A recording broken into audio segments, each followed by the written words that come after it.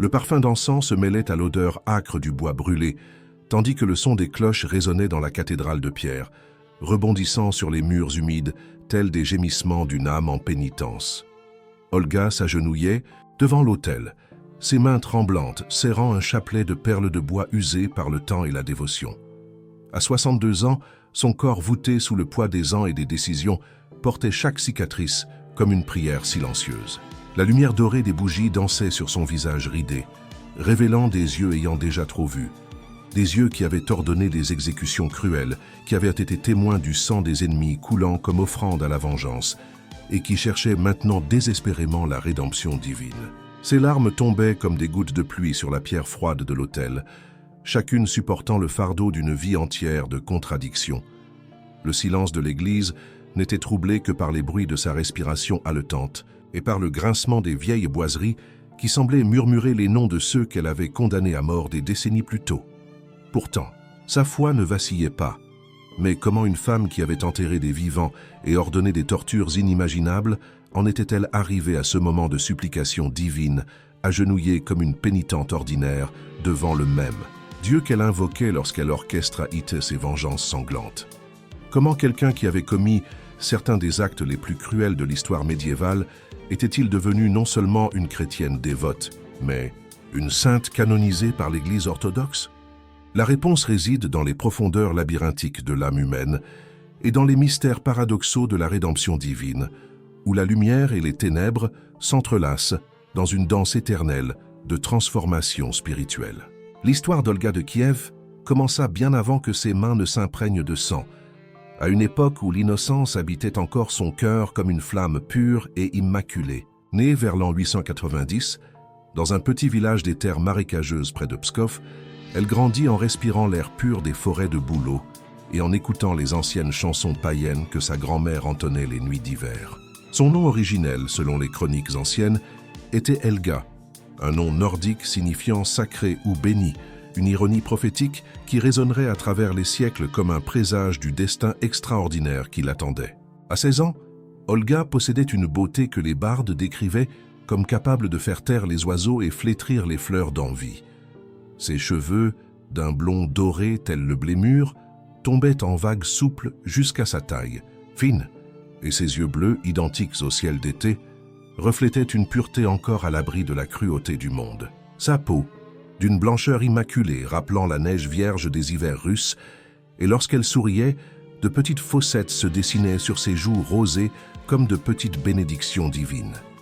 Elle se promenait dans les forêts, avec la grâce d'une biche, cueillant les plantes médicinales que sa mère lui avait apprises à reconnaître, et sa voix cristalline résonnait parmi les arbres quand elle chantait les anciennes mélodies de son pays natal. C'est au cours de l'une de ces balades solitaires en forêt que le destin vint à sa rencontre sous la forme d'un jeune prince nommé Igor de Kiev. Il s'était égaré lors d'une chasse et, en apercevant la silhouette éthérée de la jeune fille marchant parmi les arbres couverts de rosée matinale, crut voir une divinité païenne se matérialiser devant ses yeux. Igor s'approcha d'elle, le cœur battant comme un tambour de guerre. Et lorsque la jeune fille se retourna, pour le regarder, le temps sembla s'arrêter. Leurs regards se croisèrent et une étincelle invisible passa entre eux. Une connexion qui transcendait les mots et touchait les profondeurs de leurs âmes encore jeunes et pleines d'espoir.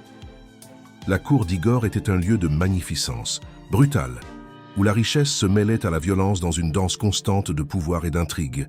Le palais, fait de bois et de pierre, s'élevait majestueusement sur les collines surplombant le Dniepr, ses tours pointues perçant le ciel tels des lances enfoncées dans le cœur des anciens dieux. Les murs étaient ornés de trophées de guerre, boucliers ennemis, épées brisées et crânes d'animaux sauvages, chassés lors des expéditions royales. L'odeur du cuir tanné se mêlait à celle des épices exotiques importées par les routes commerciales qui traversaient Kiev, créant une atmosphère oscillant entre le luxe et la barbarie. Quand Olga arriva au palais comme fiancée d'Igor, elle apporta avec elle un parfum d'innocence, qui contrastait radicalement avec l'atmosphère lourde de testostérone et de violence régnant à la cour. Elle portait des robes de lin blanc brodées de fils d'or, une couronne délicate de fleurs sauvages ornant ses cheveux lors de la cérémonie païenne. Les convives buvaient de l'hydromel dans des cornes d'auroch, tandis que musiciens jouaient de la harpe et des tambours, et le feu de la flamme centrale dansait comme des esprits ancestraux, célébrant l'union de deux âmes destinées à un avenir tragique. Les premières années de leur mariage furent marquées par un bonheur authentique, brillant comme une aurore boréale dans les cieux sombres de la Russie médiévale. Igor se révéla un époux attentionné et passionné, et Olga s'épanouit sous sa bienveillance comme une rose trouvant enfin le sol fertile où croître. Elle apprit les coutumes de la cour, les intrigues politiques qui maintenaient le Royaume-Uni, et finit par assumer des responsabilités administratives, révélant son intelligence vive et son talent naturel pour la gouvernance. Lorsqu'elle n'était pas occupée aux affaires du royaume, elle passait des heures dans le jardin du palais, cultivant des herbes médicinales et des fleurs rappelant son enfance dans les forêts de Pskov. La naissance de Sviatoslav, son premier et unique fils, fut un moment de joie pure illuminant le palais comme 1000 bougies allumées simultanément. Le bébé naquit au cours d'une tempête de neige, et les guérisseurs affirmèrent que c'était un signe qu'il deviendrait un guerrier puissant. Olga pressa le nouveau-né contre sa poitrine, sentant la petite chaleur fragile de la vie qu'elle avait créée, et lui murmura d'anciennes berceuses à l'oreille. Son corps paraissait faible, mais son âme déjà éternelle. Ces mots résonnèrent dans son esprit comme une prophétie, alors qu'elle contemplait le visage angélique de son fils, qui deviendrait l'un des guerriers les plus redoutés de l'histoire slave. Igor se montra un père dévoué, passant des heures à jouer avec le petit et à lui enseigner les premières leçons d'honneur, de courage et de leadership. Il portait Sviatoslav sur ses épaules dans les couloirs du palais et le son des rires d'enfants résonnait contre les murs de pierre comme une musique céleste. Olga observait ces scènes avec un sourire radieux, sentant qu'elle avait enfin trouvé sa place dans le monde, comme épouse, mère et future reine d'un royaume prospère et en expansion. Mais le bonheur, comme toutes les belles choses, en ce monde imparfait, portait en lui les graines de sa propre destruction. Igor, influencé par les conseillers militaires chuchotant des promesses de gloire et de richesse, commença à rêver de conquêtes lointaines et de tribus plus généreux. Les Drevliens, une tribu slave habitant les forêts denses au sud de Kiev, étaient de plus en plus réticents à payer les impôts écrasants qu'Igor exigeait. Leurs terres regorgeaient de miel sauvage, de peaux d'animaux rares et d'ambre, dorés valant leur poids en or sur les marchés byzantins, et la cupidité royale croissait comme une mauvaise herbe vénéneuse dans le cœur du prince. Les expéditions pour percevoir les tribus devinrent de plus en plus fréquentes et violentes. Igor partait du palais accompagné d'une escorte de guerriers barbus et cruels, leurs armures de cuir et de métal reflétant la lumière du soleil comme des écailles de dragon. Olga restait à la fenêtre de la plus haute tour, observant la colonne disparaître dans la route poussiéreuse menant aux terres drevliennes, et un pressentiment sombre commençait à croître en elle comme un nuage d'orage à l'horizon. Elle tentait de chasser ses pensées inquiétantes, en se plongeant dans les soins à Sviatoslav et dans les responsabilités administratives du royaume, mais l'anxiété la rongeait intérieurement comme un ver silencieux. Les prélèvements devinrent de plus en plus abusifs et humiliants pour les Drevliens. Igor ne se contentait plus des tribus traditionnelles. Il exigeait des quantités exorbitantes de miel, de peaux et d'esclaves, et ses soldats pillaient des villages entiers lorsque les habitants ne pouvaient satisfaire aux demandes impossibles. Les femmes drevliennes pleuraient en voyant leurs enfants emmenés comme serviteurs, et les hommes grinçaient des dents dans une colère impuissante, fermentée lentement comme du vin aigre, dans des barils oubliés dans les caves de la vengeance. La goutte d'eau survint quand Igor, insatisfait du tribut qu'il avait collecté lors d'une première expédition, décida de retourner chez les Drevliens à peine une semaine plus tard pour exiger encore plus. Ses propres soldats tentèrent de le dissuader, arguant que les Drevliens avaient été pressurés jusqu'à la moelle et que revenir si vite serait perçu comme une provocation intolérable. Mais Igor, aveuglé par la cupidité et l'arrogance du pouvoir, ignora les conseils prudents et repartit avec une escorte réduite, convaincu que son nom et sa réputation suffiraient à intimider toute résistance. Pendant ce temps, au palais de Kiev, Olga ressentait une agitation croissante la privant de sommeil. Elle passait les nuits à arpenter les couloirs déserts, ses sandales de cuir souples résonnant sur les dalles froides comme des échos fantomatiques. Les torches fixées au mur projetaient des ombres dansantes, semblables à des figures spectrales, murmurant des avertissements dans des langues oubliées. Le vent soufflant à travers les fenêtres étroites apportait l'odeur de la pluie imminente et quelque chose d'autre, une senteur métallique et âcre qu'elle ne parvenait pas à identifier, mais qui faisait se nouer son estomac de peur. Le matin du 3e jour après le départ d'Igor, un messager arriva au palais galopant comme poursuivi par les démons de l'enfer. Son cheval était couvert d'écume et de sang, et lui-même portait des blessures suggérant une fuite désespérée à travers un territoire hostile. Lorsqu'il tomba à genoux devant le trône vide où Olga attendait la nouvelle, ses mots sortirent entrecoupés par l'épuisement et la terreur. « Madame, le prince, les Drevliens, une embuscade. » Les mots suivants se perdirent, dans un écho surréaliste, résonnant dans la salle du trône comme le tintement d'une cloche fêlée. Igor avait été capturé par les Drevliens dans une embuscade minutieusement planifiée. Ils l'avaient attaché entre 2 jeunes bouleaux, flexibles, qu'ils avaient courbés jusqu'à ce qu'ils plient complètement.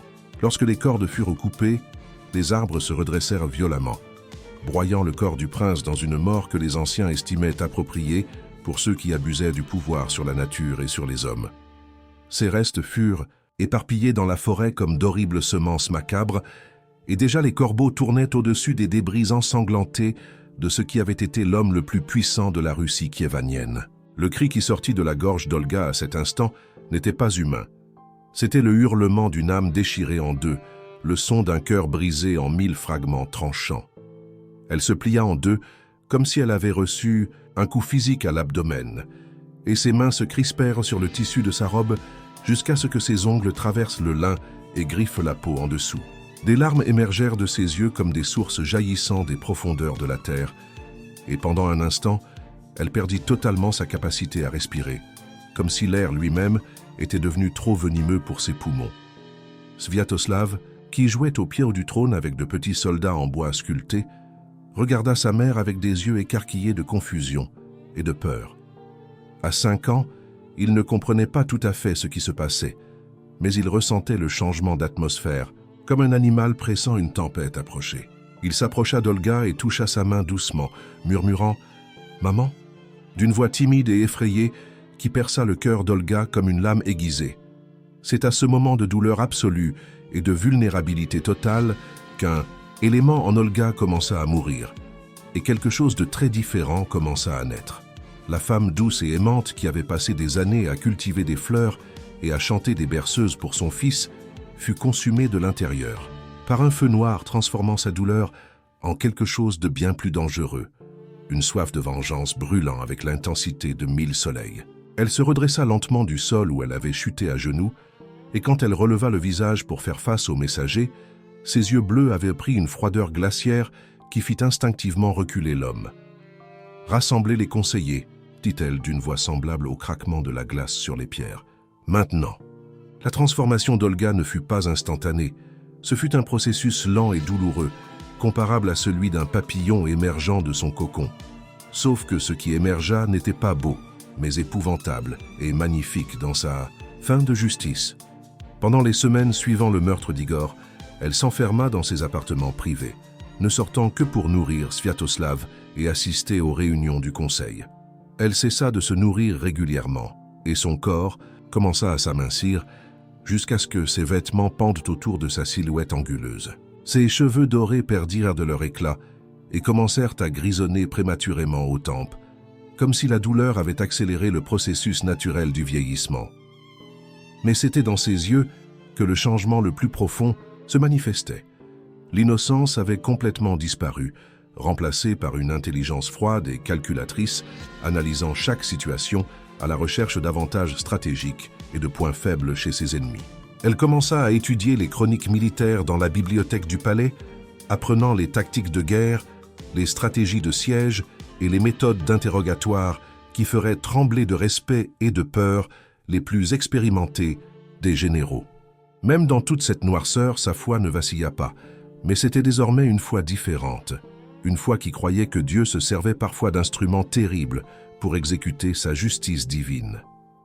Les Drevliens, fiers de leur victoire sur Igor et désireux de consolider leur pouvoir sur Kiev, commirent l'erreur fatale de sous-estimer la veuve qu'ils avaient créée. Ils envoyèrent une ambassade de 20 hommes importants de la tribu, dont des princes mineurs et des guerriers respectés, avec une proposition qu'ils jugeaient généreuse et irrésistible. Olga devait épouser Mal, le prince drevlien, qui avait orchestré la mort d'Igor, unifiant ainsi les deux peuples sous une même direction et évitant une guerre civile dévastatrice. Les ambassadeurs arrivèrent à Kiev un jour d'automne, lorsque les feuilles des arbres avaient pris des teintes dorées et rouges, semblables à des flammes dansant dans le vent. Ils naviguèrent sur le Dniepr dans une embarcation élégamment décorée, leurs voiles peintes de symboles tribaux représentant la force et la fertilité de la forêt. Lorsqu'ils accostèrent au quai du palais, ils furent accueillis avec toute la pompe et la cérémonie due à une ambassade officielle. Des serviteurs s'inclinèrent respectueusement, des torches furent allumées le long du chemin menant à la salle principale, et des musiciens jouèrent des mélodies traditionnelles de bienvenue. Olga les reçut, assise sur le trône de bois sculpté ayant appartenu à Igor, vêtue d'une robe noire brodée de fils d'argent, reflétant la lumière des torches telles des étoiles mortes dans un ciel nocturne. Une simple couronne de métal sombre ornait sa tête, et ses mains pâles reposaient sur les accotoirs du trône, avec une tranquillité dissimulant la tempête furieuse rugissant en elle. Elle écouta la proposition des Drevliens d'un air neutre, posant des questions précises et montrant un intérêt qui pouvait être interprété tantôt comme une considération sincère, tantôt comme une simple courtoisie diplomatique. « Messieurs, dit-elle finalement d'une voix dont la musicalité était trompeuse, vous m'honorez par cette proposition. J'ai besoin de temps pour réfléchir à une décision aussi importante. Vous pouvez rester mes hôtes pendant que je délibère sur la réponse que je donnerai au prince Mal. » Les ambassadeurs se retirèrent dans les appartements qui leur avaient été assignés, satisfaits de l'accueil respectueux et convaincus que la jeune veuve inexpérimentée n'aurait d'autre choix que d'accepter l'offre, qui représentait, selon eux, la meilleure chance de paix pour leur royaume orphelin. Ils burent du vin rouge des caves royales, mangèrent de la viande rôtie assaisonnée d'herbes aromatiques et s'endormirent dans des lits confortables, rêvant de la consolidation du pouvoir drevlien sur les riches routes commerciales traversant Kiev. Alors que les ambassadeurs dormaient, Olga convia une réunion secrète de ses serviteurs les plus loyaux. La rencontre se tint dans la cave du palais, un espace humide et froid où le son de leur voix se perdait entre les pierres moussues et les barils de vin. La lumière vacillante des torches projetait des ombres grotesques sur les murs, et l'odeur du moisi se mêlait à celle du vin fermenté. Olga exposa son plan avec un calme effrayant, détaillant chaque étape comme s'il s'agissait d'une recette culinaire ou d'instructions pour broder un tapis, sauf que le résultat final serait bien plus sombre et définitif. Le lendemain matin, les ambassadeurs drevliens furent réveillés par des serviteurs, leur annonçant des nouvelles apparemment excellentes. La princesse Olga avait décidé d'accepter la proposition de mariage et souhaitait les honorer d'une cérémonie spéciale avant de leur transmettre sa réponse officielle. Ils devaient rester dans leurs appartements et se préparer à être conduits jusqu'à la salle principale d'une manière qui démontrerait le respect et l'admiration qu'elle éprouvait pour des hommes si éminents. Les ambassadeurs revêtirent leurs plus beaux habits cérémoniels. Tuniques de laine teintes de couleurs vives, ceintures de cuir ornées de plaques de métal et capes doublées de peaux d'animaux rares. Ils coiffèrent leurs barbes et tressèrent leurs cheveux avec des rubans colorés, fiers de représenter leur peuple en ce moment historique censé sceller la paix entre deux nations. Lorsque les serviteurs d'Olga vinrent les chercher, ils trouvèrent une litière spécialement construite pour l'occasion, une structure de bois solide décorée de tissus riches et de coussins moelleux, portés par 8 hommes robustes. La princesse souhaite que vous soyez portés jusqu'à sa présence, comme il sied à des ambassadeurs d'un peuple si noble, expliqua le chef des serviteurs avec une révérence respectueuse. C'est une ancienne tradition de notre terre d'honorer ainsi les hôtes les plus illustres. Les ambassadeurs montèrent dans la litière avec des sourires satisfaits, interprétant ce geste comme un signe de soumission d'Olga et de son empressement à plaire à ses futurs alliés. Ils saluèrent la foule de curieux rassemblés dans la cour du palais pour assister à la cérémonie, se croyant tels des conquérants revenant d'une victoire glorieuse. La litière fut soulevée par les porteurs et la procession commença à se diriger lentement vers la salle principale, accompagnée du son des tambours et du chant de chœur, entonnant d'anciennes mélodies de célébration. Mais au lieu de se diriger vers la salle principale, la procession fit un détour soudain et inattendu. Les porteurs, suivant des instructions précises reçues au cours de la nuit, se dirigèrent vers une zone isolée à l'arrière du palais, là où une immense fosse avait été creusée dans l'obscurité. L'excavation avait été dissimulée sous des branchages et des feuilles mortes. Mais lorsque la litière arriva sur place, les matériaux de camouflage furent rapidement retirés, révélant une fosse profonde aux parois humides, dégageant l'odeur caractéristique de la terre, fraîchement retournée. Les Drevliens comprirent ce qui se passait seulement dans les dernières secondes avant d'être précipités dans la fosse. Leurs cris de surprise et d'indignation résonnèrent dans l'air matinal comme le chant d'oiseaux blessés. Mais il était trop tard pour toute résistance effective. Ils s'écroulèrent dans l'excavation avec un bruit sourd semblable à des fruits mûrs chutant sur le sol, et avant qu'ils ne puissent se relever ou tenter d'escalader les parois lisses de la fosse, des dizaines de serviteurs armés de pelles commencèrent à jeter de la terre sur leur corps. Olga apparut au bord de la fosse, telle une apparition vêtue de noir, son visage pâle contrastant dramatiquement avec ses vêtements sombres et ses yeux brillants d'une lueur qui n'était pas tout à fait humaine. Elle regarda les ambassadeurs se débattre alors que la terre montait lentement jusqu'à leur poitrine, puis à leur cou, et enfin jusqu'à étouffer leurs cris. Olga resta au bord de la fosse jusqu'à ce que le dernier hurlement se transforme en silence absolu, puis s'éloigna d'un pas lent et mesuré, comme une prêtresse ayant accompli un rituel sacré aux dieux anciens de la vengeance et de la justice. « Vous demandez pourquoi vous mourrez ainsi ?» déclara-t-elle d'une voix qui traversa les cris, telle une lame tranchante. « Je vous réponds, parce que vous avez tué mon mari comme un animal. Il est mort déchiré entre les arbres, comme un criminel ordinaire, et maintenant vous mourrez enterrés comme des chiens enragés. La justice possède sa propre symétrie. » Les ambassadeurs continuèrent à hurler et à se débattre, tandis que la terre les recouvrait progressivement, jusqu'à ce qu'ils soient complètement ensevelis. Olga demeura au bord de la fosse jusqu'à ce que le dernier gémissement s'éteigne, puis s'éloigna d'un pas lent et mesuré, comme une prêtresse vaine, en de compléter un rituel sacré aux anciens dieux de la vengeance et de la justice. Mais ce n'était que la première des 4 vengeances élaborées qu'Olga exécuterait contre les Drevliens, chacune plus cruelle et inventive que la précédente.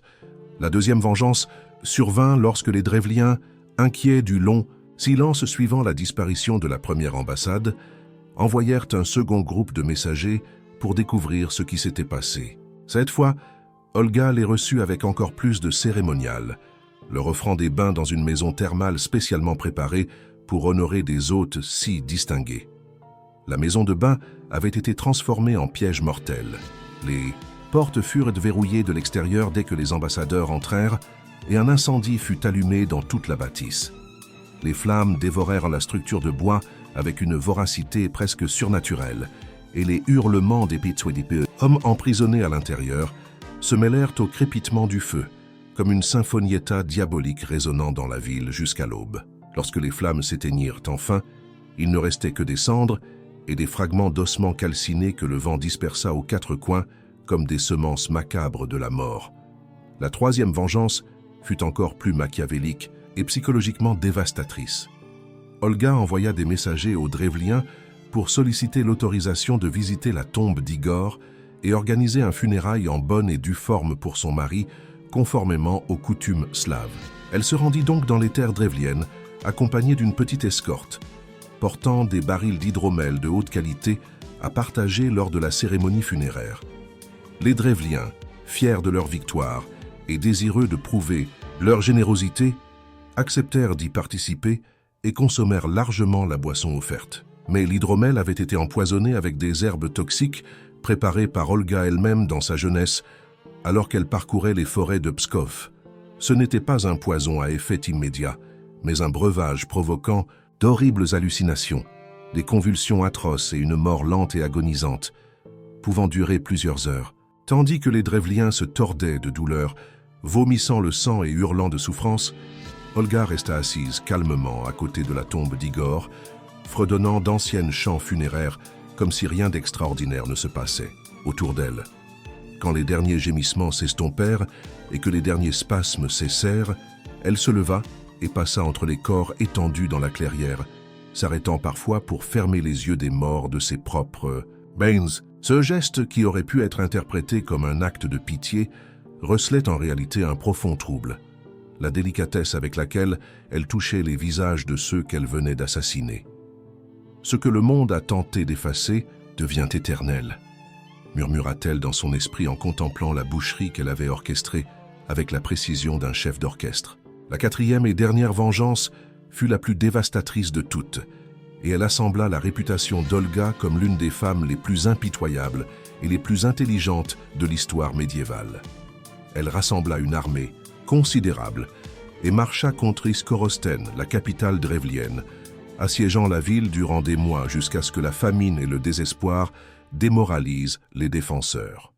Lorsque la situation devint insoutenable, les chefs drevliens envoyèrent des messagers pour négocier les termes de la reddition. Olga les reçut dans sa tente de commandement, un pavillon en cuir et tissu orné de trophées de guerre et de cartes détaillées des territoires drevliens. Elle était assise sur une chaise portable sculptée dans un bois sombre, vêtue d'une armure de cuir portée sur une robe de laine noire, et une longue épée reposait sur ses genoux comme un symbole tangible de son pouvoir et de son autorité. Ses cheveux, désormais presque entièrement gris, alors qu'elle n'avait que 30 ans, étaient attachés en une tresse complexe mettant en valeur la dureté de son visage émacié. « Je n'en demande pas beaucoup », déclara-t-elle, quand les Drevliens implorèrent en sa clémence.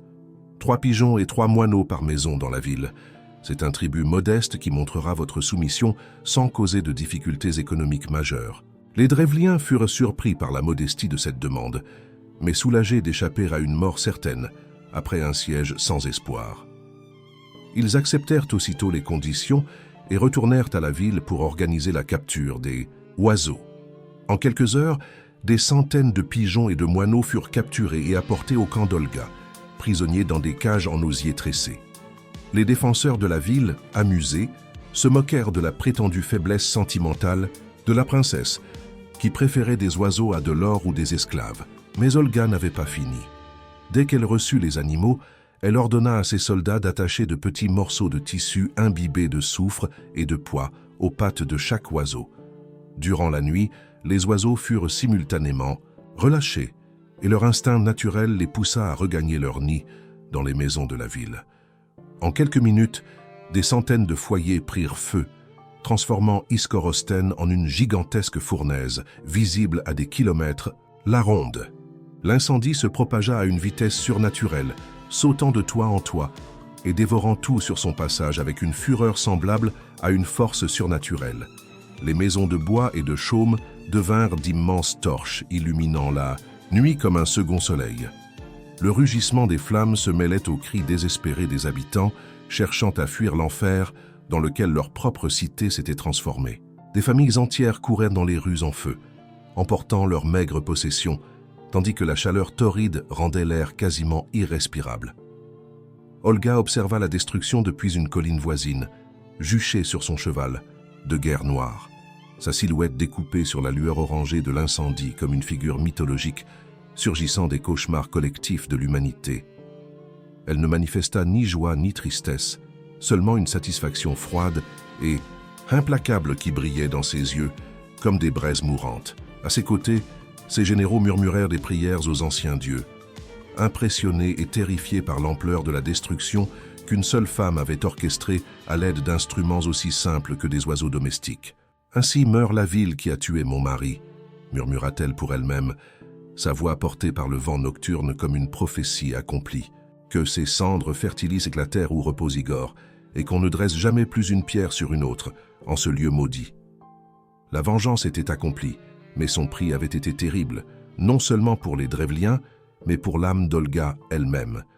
Dans les mois qui suivirent la destruction d'Iskorosten, elle commença à faire des cauchemars la réveillant en sursaut dans les couloirs du palais, tels des lamentations spectrales. Dans ses rêves, elle voyait les visages des hommes qu'elle avait fait enterrer vivants, entendait les cris des enfants ayant péri dans l'incendie de la ville et sentait le poids des morts appuyé sur sa poitrine comme une pierre tombale invisible. Son corps refléta la détérioration de son esprit. Elle perdit beaucoup de poids, ses joues s'enfoncèrent et de sombres cernes apparurent sous ses yeux, signes irréversibles de son insomnie chronique. Ses mains développèrent un léger tremblement, plus prononcé quand elle essayait de tenir de petits objets, et sa peau prit une pâleur maladive qui fit chuchoter ses serviteurs qu'elle était peut-être maudite par les esprits des morts. Pourtant, malgré tout cela, sa foi ne vacilla pas, ou plutôt elle se transforma en une foi torturée, recherchant désespérément une rédemption qui semblait s'éloigner à chaque souffle. Le jeune Sviatoslav, âgé de 8 ans, observait les changements chez sa mère avec une inquiétude dépassant son âge. Il tentait de la distraire avec des dessins qu'il faisait sur des morceaux d'écorce de bouleau, lui montrait des fleurs sauvages qu'il cueillait dans le jardin du palais et inventait des histoires amusantes sur les aventures de petits soldats en bois. Mais Olga répondait à ces gestes affectueux par des sourires forcés, incapables d'atteindre ses yeux, et par des étreintes mécaniques semblables à des salutations formelles plutôt qu'à des marques d'amour maternel. C'est au cours de cette période de tourment psychologique qu'Olga commença à avoir d'étranges visions, qu'elle attribua d'abord aux symptômes de sa détérioration mentale. Elle voyait des lumières dorées danser à la périphérie de sa vision, entendait des voix angéliques chantant des mélodies dans des langues qu'elle ne comprenait pas, et ressentait une présence réconfortante, semblant vouloir lui communiquer quelque chose d'important, mais qui demeurait hors de sa portée. Ces expériences mystiques s'intensifièrent graduellement jusqu'à devenir impossibles à ignorer ou à rejeter, comme de simples hallucinations. Une nuit d'hiver particulièrement cruelle, alors que le vent hurlait à travers les fenêtres du palais tel des âmes en peine cherchant le repos, Olga s'agenouilla dans ses appartements privés devant un petit autel improvisé qu'elle avait construit de ses propres mains. L'autel, fait de pierres ramassées sur la tombe d'Igor, supportait une croix rudimentaire sculptée dans du chêne, non pas la croix chrétienne, encore relativement méconnue dans ces contrées, mais un symbole plus ancien représentant l'intersection du monde terrestre et du divin. Tandis qu'elle priait pour le pardon de ses péchés et la paix de son âme tourmentée, une douce lumière se mit à se former dans l'air devant elle. D'abord, elle crut à un reflet des bougies vacillantes, mais la luminosité grandit jusqu'à prendre la forme d'une silhouette vaguement humanoïde, émanant une sérénité indescriptible. L'apparition ne s'exprima pas par des mots audibles, mais Olga ressentit une communication directe dans son esprit, une voix à la fois masculine et féminine, jeune et ancienne, familière et pourtant tout à fait étrangère.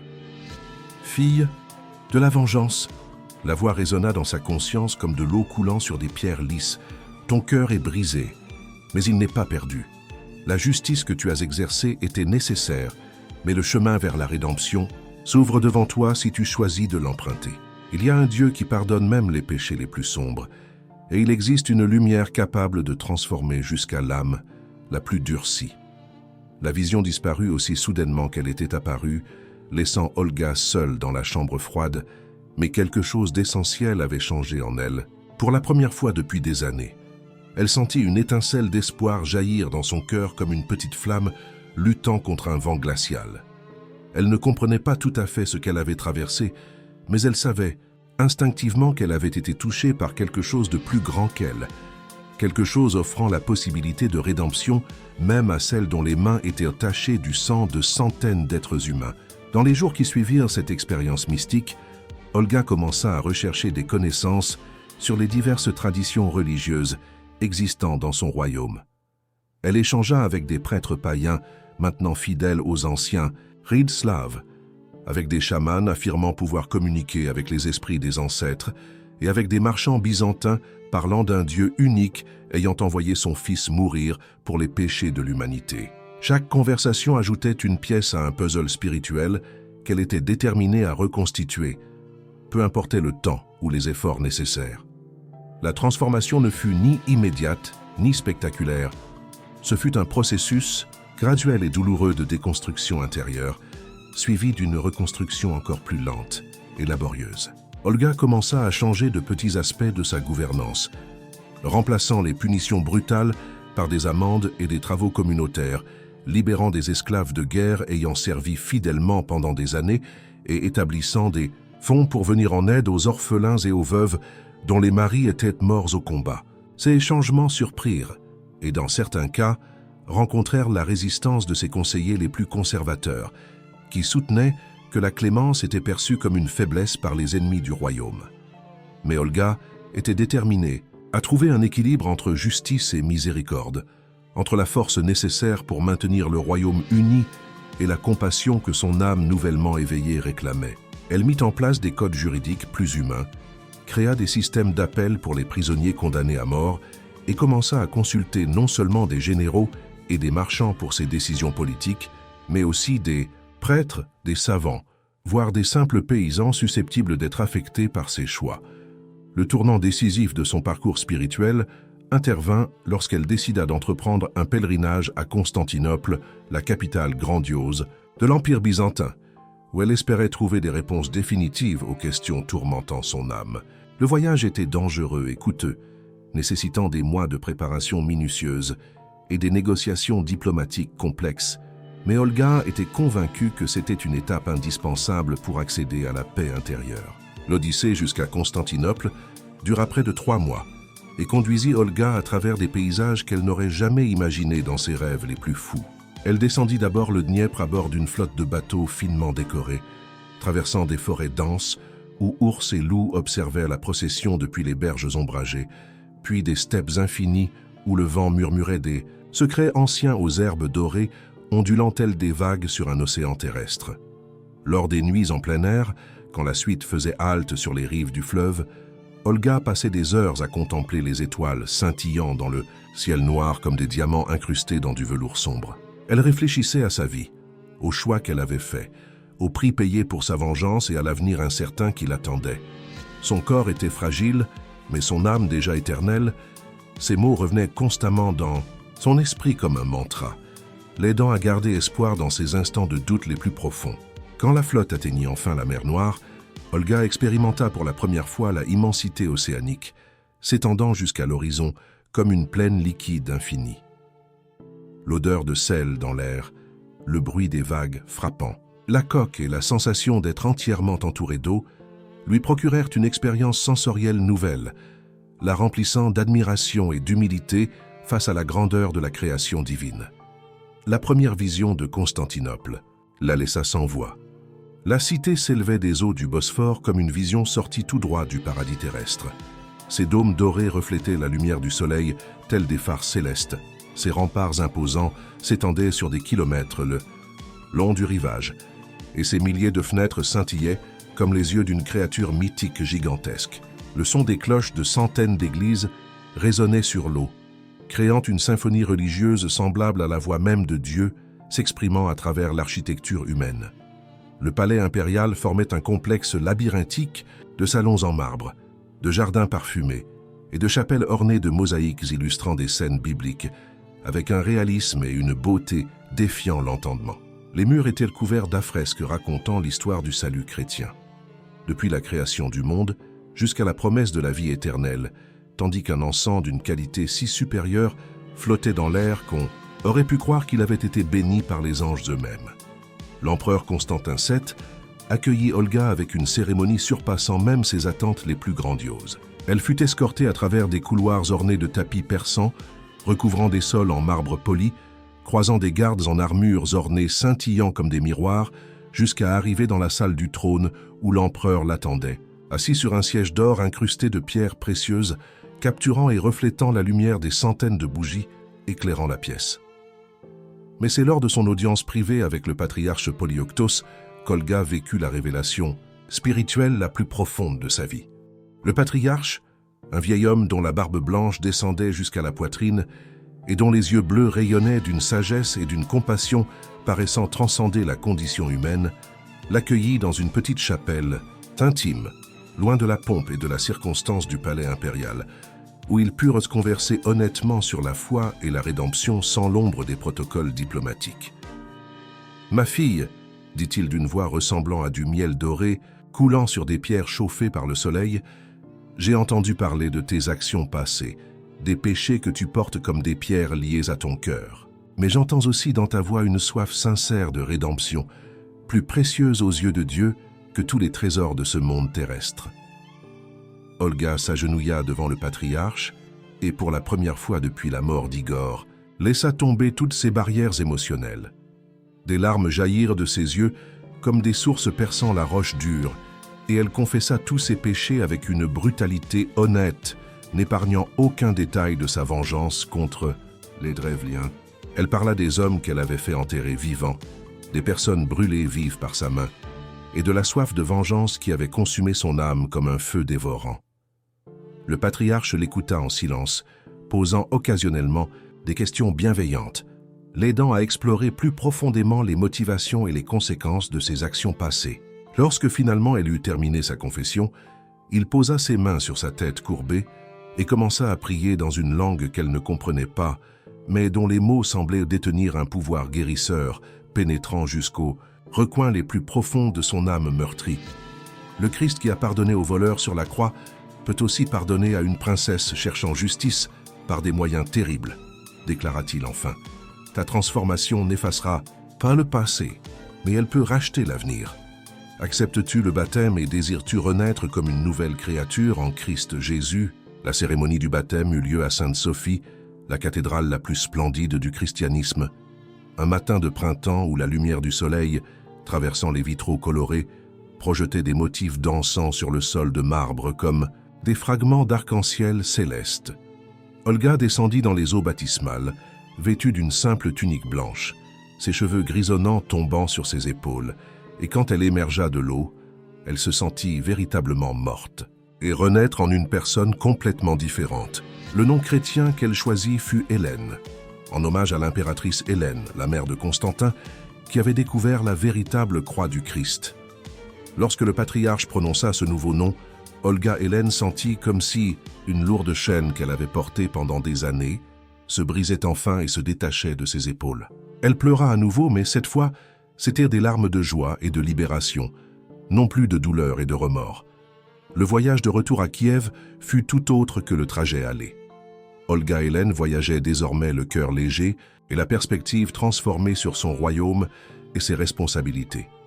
Elle emportait avec elle des icônes chrétiennes, des livres de prière et des reliques sacrées reçues en cadeau du patriarche et de l'empereur. Mais plus important que ces objets tangibles, elle apportait une compréhension nouvelle de la gouvernance, non seulement avec force et ruse, mais avec miséricorde et justice tempérée par la compassion chrétienne. Sviatoslav, maintenant, adolescent de 15 ans, grand et musclé, déjà annoncé comme le guerrier redoutable qu'il était promis de devenir, accueillit sa mère transformée avec un mélange de joie et de perplexité. Il était heureux de la voir sourire sincèrement pour la première fois depuis des années, mais aussi inquiet des changements qu'elle instaurait dans la gestion du royaume. Il avait grandi en écoutant les récits des vengeances épiques de sa mère contre les Drevliens, les considérant comme des exemples de force et de leadership qu'il devait imiter le jour où il prendrait sa place à la tête du royaume. « Maman !» lui dit-il lors de l'une de leurs conversations nocturnes dans le jardin du palais, où il se promenait parmi les rosiers qu'Olga avait plantés en mémoire d'Igor. « Je ne comprends pas pourquoi tu changes tant de traditions. Les autres princes commencent à chuchoter que Kiev devient faible sous un leadership féminin trop indulgent. » Olga Hélène s'arrêta de marcher et se tourna vers son fils, voyant en lui non seulement le jeune homme courageux qu'il était devenu, mais aussi les échos de sa propre soif de vengeance qui avait failli détruire son âme. Elle posa ses mains sur ses larges épaules et le regarda droit dans les yeux, avec une intensité qui le fit légèrement reculer. « Mon fils, » dit-elle, d'une voix portant tout le poids de son expérience et de la sagesse acquise à la dure, « il existe de nombreuses façons d'être fort. La force que j'ai montrée contre les Drevliens a apporté justice, mais elle a aussi engendré une obscurité qui a failli me détruire. La véritable force ne réside pas seulement dans la capacité à détruire ses ennemis, mais dans la sagesse de savoir quand faire preuve de miséricorde et quand brandir l'épée. » Sviatoslav ne fut pas entièrement convaincu par les arguments de sa mère, et cette divergence philosophique devint une source constante de tension entre eux durant les années à venir. Il respectait et aimait profondément sa mère, mais il demeurait déterminé à suivre une voie plus traditionnelle de conquête militaire et d'expansion territoriale lorsqu'il prendrait les rênes du pouvoir. Cette différence de vision représentait l'une des ironies les plus poignantes de la vie d'Olga Hélène. Elle s'était transformée spirituellement, mais n'avait pu transmettre complètement cette transformation à son propre fils. Pendant les 20 années suivantes, Olga Hélène gouverna Kiev avec une combinaison unique de pragmatisme politique et de principes chrétiens, établissant un précédent important pour les futurs dirigeants russes. Elle construisit les premières églises chrétiennes en territoire russe, fonda des écoles où les enfants orphelins pouvaient apprendre à lire et à écrire, et créa des hôpitaux où les pauvres et les malades recevaient des soins gratuits. Elle réforma également le système judiciaire, remplaçant bon nombre de châtiments corporels brutaux par des amendes et des travaux communautaires, et mit en place un système d'appel permettant aux condamnés d'interjeter recours contre des sentences jugées injustes. Cependant, sa plus grande contribution à l'histoire russe fut la semence du christianisme qu'elle planta en terre païenne. Bien qu'elle ne put convertir ni son fils ni la majorité de ses sujets de son vivant, les églises qu'elle édifia, les prêtres qu'elle fit venir de Constantinople et son exemple personnel de transformation spirituelle jetèrent les bases sur lesquelles le futur christianisme russe serait bâti. Ce que le monde a tenté d'effacer devient éternel, disait-il, car ses actes violents furent peu à peu oubliés ou glorifiés, mais sa conversion au christianisme et ses efforts pour instaurer la foi chrétienne en ces terres eurent des conséquences perdurant plus d'un millénaire. À mesure qu'elle vieillissait, le corps d'Olga Hélène commença à montrer les signes inévitables du temps et des tensions d'une vie extraordinairement intense. Ses cheveux devinrent entièrement blancs comme la neige fraîche. Sa peau se couvrit de rides profondes, trahissant les soucis et les joies de décennies de règne. Et ses mains devinrent arthritiques, trop douloureuses pour tenir une épée, même si elle pouvait toujours serrer un chapelet avec une fermeté inébranlable. Elle développa une toux persistante que les médecins de la cour n'arrivaient pas à soigner, et sa respiration se fit de plus en plus laborieuse, particulièrement pendant les hivers rigoureux qui s'allongeaient chaque année davantage. Pourtant, même lorsque son corps commençait à faillir, son esprit restait vibrant et son dévouement aux principes chrétiens qu'elle avait adoptés ne vacillait pas. Elle passait des heures en prière dans la petite chapelle qu'elle avait fait construire à l'intérieur du palais, où des icônes byzantines brillaient à la lumière de bougies perpétuellement allumées. L'odeur d'encens brûlant constamment dans cette chapelle devint sa propre fragrance personnelle, imprégnant ses vêtements et ses cheveux d'un arôme que ses serviteurs associaient automatiquement à la sainteté et à la dévotion. Durant ses dernières semaines de vie, Olga Hélène fit l'expérience d'une série de visions mystiques qu'elle interpréta comme une préparation divine à sa transition du monde terrestre vers la vie éternelle. Elle voyait des figures angéliques la visiter la nuit, entendait des chœurs célestes chanter des hymnes de louanges issus de dimensions dépassant la compréhension humaine et ressentait une paix profonde et indescriptible transcendant toute expérience qu'elle avait connue durant sa vie. Malgré tout, sa foi ne faiblissait pas, au contraire, elle devint plus forte et plus lumineuse à mesure que la mort se rapprochait. Sviatoslav, alors homme de 35 ans au sommet de sa carrière militaire, passa les derniers jours aux côtés de sa mère mourante, tenant sa main fragile et écoutant ses derniers conseils et bénédictions. Il ne s'était toujours pas converti au christianisme et ne le ferait probablement jamais, mais il avait développé un respect profond pour le parcours spirituel de sa mère et pour l'exemple de transformation personnelle qu'elle avait incarné. « Mon fils », murmura-t-elle d'une voix à peine audible au-dessus de sa respiration laborieuse, « promets-moi de ne pas persécuter les chrétiens une fois que je ne serai plus là.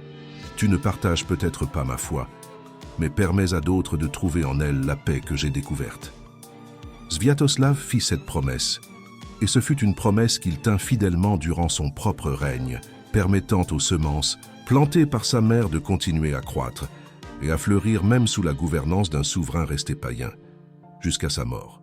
La mort d'Olga Hélène survint un matin d'été, alors que les oiseaux chantaient dans les arbres du jardin du palais et que la lumière dorée du soleil pénétrait par les fenêtres de sa chambre comme une bénédiction tangible venue du ciel. Elle mourut paisiblement dans son sommeil, le chapelet encore enroulé autour de ses doigts et un sourire serein sur le visage, suggérant qu'elle avait enfin trouvé les réponses à toutes les questions ayant tourmenté son âme pendant des décennies. Ses funérailles furent une cérémonie extraordinaire, mêlant éléments chrétiens et païens, reflétant la nature unique de sa vie et de son règne. Des prêtres chrétiens chantèrent des hymnes en grec et en slavon ecclésiastique, tandis que des bardes païens entonnaient d'anciennes lamentations, célébrant les exploits héroïques des illustres défunts.